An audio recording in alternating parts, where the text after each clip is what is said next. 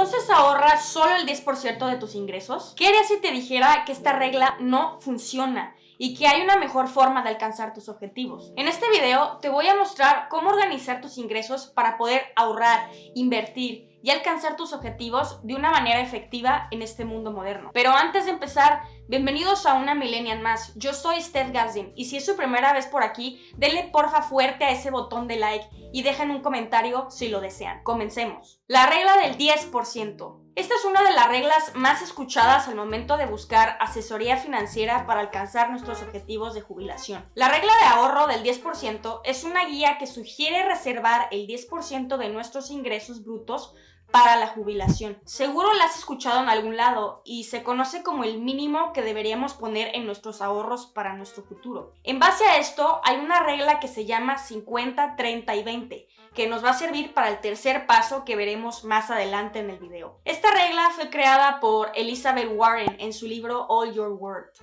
La regla dice que debemos usar el 50% de nuestros ingresos en necesidades, 30% en gustos y 20% en ahorros. Ahora, al buscar información sobre esta regla, me encontré con esta otra que dice que debes usar el 70% de tus ingresos para necesidades o en general.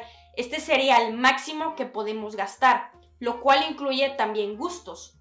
20% va a nuestros ahorros e inversiones y 10% destinado a pagar deudas. Estas dos reglas tienen sus ventajas y desventajas. La ventaja es que ayudan a la gente a ser más disciplinada y estricta cuando se trata de ahorrar y evitar deudas. Y la desventaja es que incita a ahorrar a veces sin ningún objetivo y muchas veces no enfatizan que es todavía más importante poner nuestro dinero a trabajar invirtiendo que ahorrando. Hace mucho tiempo ahorrar tu dinero en el banco era una buena inversión porque los bancos pagaban un buen rendimiento. Últimamente este no ha sido el caso. La mayoría de la gente que está retirándose hoy en día no tiene su dinero invertido o simplemente no ahorraron suficiente para tener un retiro cómodo. Sin mencionar que el sistema monetario en el que vivimos ha devaluado los ahorros de manera exponencial. Ahorrar no hará crecer tu dinero.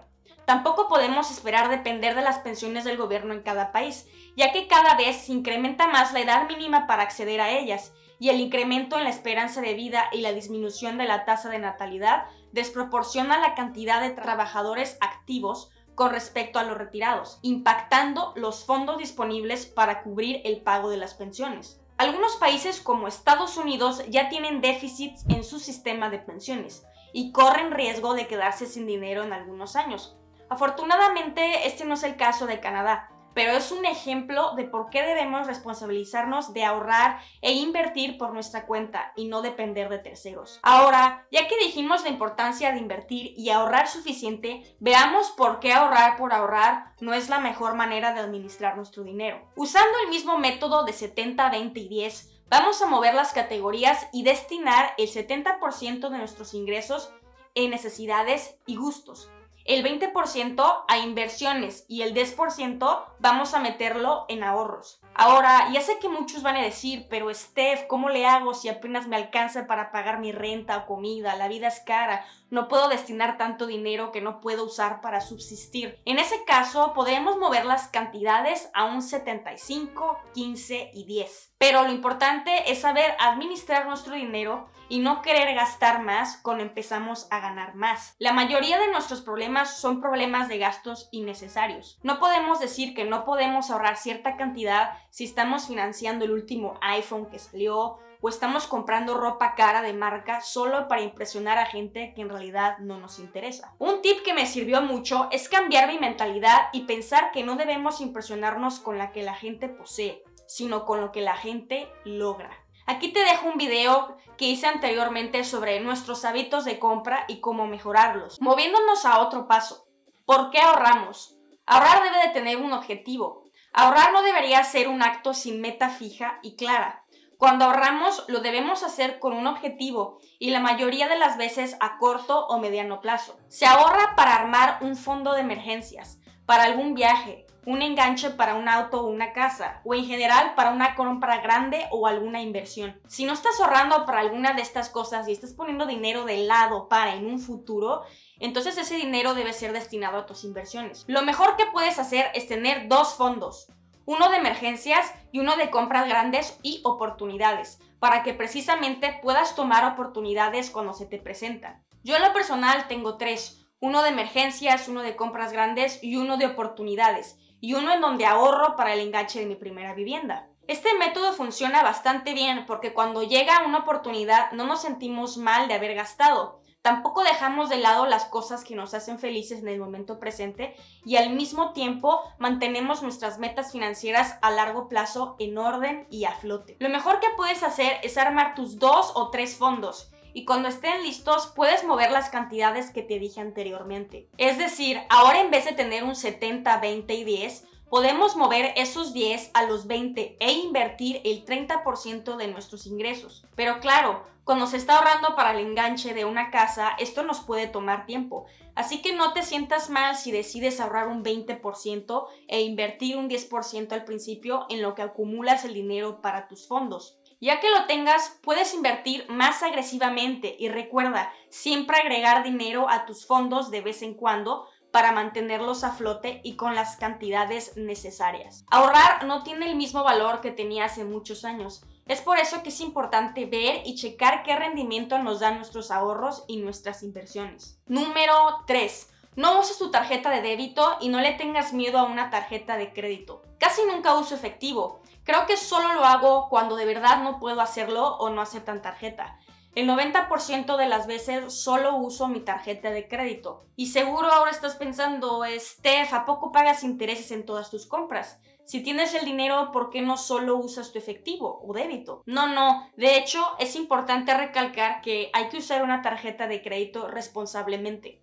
Muchos usan tarjetas de crédito irresponsablemente y terminan endeudados. Sin embargo, contrariamente a la creencia popular, si puedes usar una tarjeta de manera responsable, en realidad es mucho mejor que el débito por los beneficios que nos aporta. El número 1 es la protección contra el fraude. Pagar con una tarjeta de crédito facilita evitar pérdidas por robo. Cuando el débito es usado por un ladrón, el dinero desaparece de tu cuenta al instante. Por el contrario, cuando una tarjeta de crédito se utiliza fraudulentamente, no pierdes ese dinero instantáneamente, solo se notifica al banco y no pagas por las transacciones que no se hicieron mientras que el banco resuelve el asunto. Así que nos protege más que usar efectivo o débito, cuando podríamos pensar lo contrario. Número 2. Nos dan puntos o recompensas. Las tarjetas de crédito dan puntos por cada peso o dólar que gastas. Muchas tarjetas proporcionan puntos de bonificación en ciertas categorías de gastos como restaurantes, comestibles o gasolina. Cuando se alcanzan ciertos puntos, los puedes canjear por viajes o ciertos artículos. Otra forma en la que podemos ser recompensados es mediante el llamado cashback o devolución de dinero. Esto consiste en usar la tarjeta y obtener el 1, 2, 3 o 4 de tus compras en forma de devolución de efectivo. Yo uso mucho este método y pago mi súper con tarjeta de crédito. Al final del mes siempre tengo algo de dinero devuelto que me sirve para hacer otras compras que de todos modos iba a hacer. Claro, no nos vamos a hacer ricos, pero ¿quién va a dejar 10 o 15 dólares gratis en la mesa? Con este ejemplo, puedo decirles que lo mejor es usar tu tarjeta de crédito para todas las compras que haces y sabes que puedes pagar. Tu renta, tu comida, tus salidas a restaurantes, siempre tomando en cuenta que todo esto lo puedes pagar por completo con tu presupuesto y no estás gastando dinero que no tienes. Solo estás tomando ventaja de los beneficios que tu tarjeta de crédito te brinda. Con esto pasamos al punto número 3. Una tarjeta de crédito arma tu historial crediticio. Armar un historial crediticio es vital para adquirir préstamos grandes como hipotecas, financiamientos para un automóvil o incluso préstamos para estudios. El historial es la manera de comprobar qué tan fiable eres, porque obviamente la persona o banco que nos presta dinero corre riesgo y prestarle dinero a alguien que jamás paga o se retrasa en los pagos no es conveniente por obvias razones. Usa tu tarjeta de crédito para todas tus compras de día a día. Paga tu balance completo cada mes y no el pago mínimo y arma tu historial crediticio con el tiempo. Para llevar cuenta de todos mis gastos, yo uso una aplicación llamada CoinKeeper. Ahí les dejo el link abajo en la descripción por si la quieren usar. Tiene costo de una sola vez y es la app que más uso en mi celular. O bueno, quizás no. Es súper conveniente porque puedes arrastrar el dinero que tienes de tu cuenta a diferentes categorías que vas asignando. Ahí tengo las cantidades máximas a gastar por categoría, que tendrán más sentido en el siguiente paso del video. Y cuando compro algo con mi tarjeta de crédito, solo arrastro esa cantidad a la categoría que corresponde. Cada 2 semanas pago mi tarjeta de crédito tomando en cuenta estas cantidades. De esta forma, no me paso de presupuesto y sé que puedo pagar todo lo que gasté con mi tarjeta. Puedes usar apps como esta o puedes usar algún otro tipo de control para asegurarte de no gastar dinero que no tienes. Pero tener una app tan fácil de usar a la mano facilita el hábito de monitorear nuestros gastos. Ahora, yo sé que a muchos les encanta comprar a meses sin intereses. Es importante no abusar de este beneficio que nos da el crédito y asegurarnos de que podemos pagar esas cantidades en base a nuestros gastos mensuales. Y claro, no abusar a largo plazo y querer comprar todo a meses sin intereses. Yo solo he comprado algo así una vez y fue porque realicé todo un ejercicio del beneficio que me brindaría este producto. En otras palabras, definí si realmente era algo que quería por querer o quería porque me ayudaría a alcanzar algún objetivo que me había propuesto. Si el artículo fuese urgente, antes de comprarlo debemos asegurarnos que podemos costearlo en base a nuestras circunstancias y presupuestos mensuales. Ojo con este tipo de compras, ya que afectan nuestro historial crediticio y crean hábitos malos que queremos evitar a toda costa. Y por último, el paso que más me gusta, crear un sistema. Cada vez que te paguen, ponle etiqueta a cada centavo que recibes. Volviendo al método del 70, 20 y 10, podemos desglosar aún más nuestra categoría del 70. Yo, por ejemplo, uso el 50% para mis gastos mensuales, el 15% para diversión y el otro 5% en educación. El 50% incluye mi renta, mi comida, o sea, el supermercado al cual incluyo un poco más siempre, ya que no todos los meses compro, por ejemplo, shampoo o jabón. Eso me da un poco de flexibilidad. También incluyo el pago de mi celular, internet de casa, comida para el perro, el seguro que tengo de inquilino y el transporte público. Después, nos resta el 15% para diversión. Yo esta categoría la tengo dividida en suscripciones de streaming, salidas, comidas, bares, etc. Y música, porque como algunos saben, hago mezclas de música house y para esto necesito música en formato MP3. Aquí hago una pausa para decir que todos tenemos algo que puede parecer una pérdida de dinero y tiempo para otros, pero es importante que le des espacio a lo que más te interesa y te importa, siempre con un límite. Jamás quieras sacrificar al 100% tu felicidad por ahorrar e invertir. La vida es ahora. Define 1 o 2 cosas que sabes que necesitas en tu vida día a día y hazles espacio en tu presupuesto.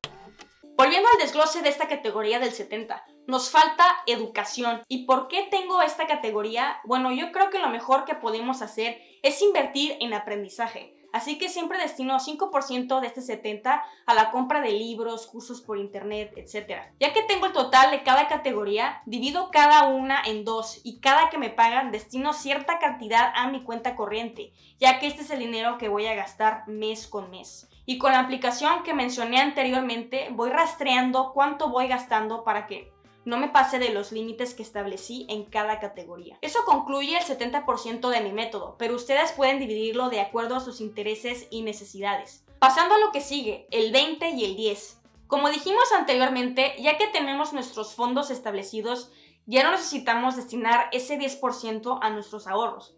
Ahora podemos simplemente mover ese 10% al 20% e invertir un 30%.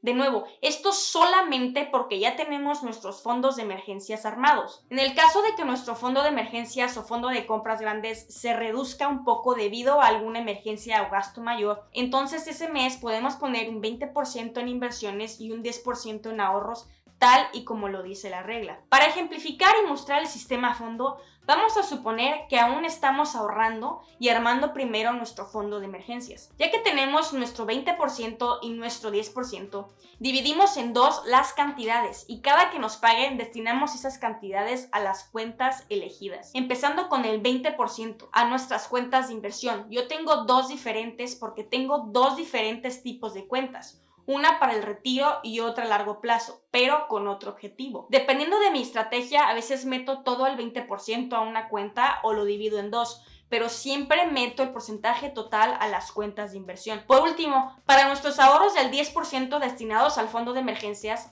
simplemente movemos ese dinero a una cuenta de ahorros que se encuentra en otro banco que no sea en donde tenemos nuestra cuenta principal o en donde nos pagan. Este es exactamente el sistema que uso para mantener mis gastos, ahorros e inversiones a flote y evitar gastar más de lo que debo. Recuerda siempre disfrutar del camino y dejarle espacio a las cosas que disfrutas de manera moderada.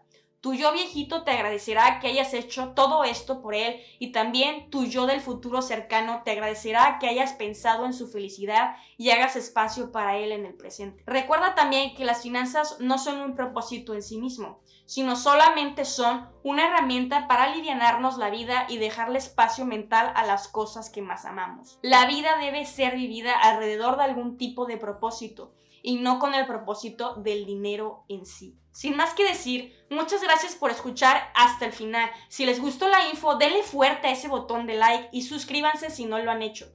Nos vemos pronto. Hasta luego.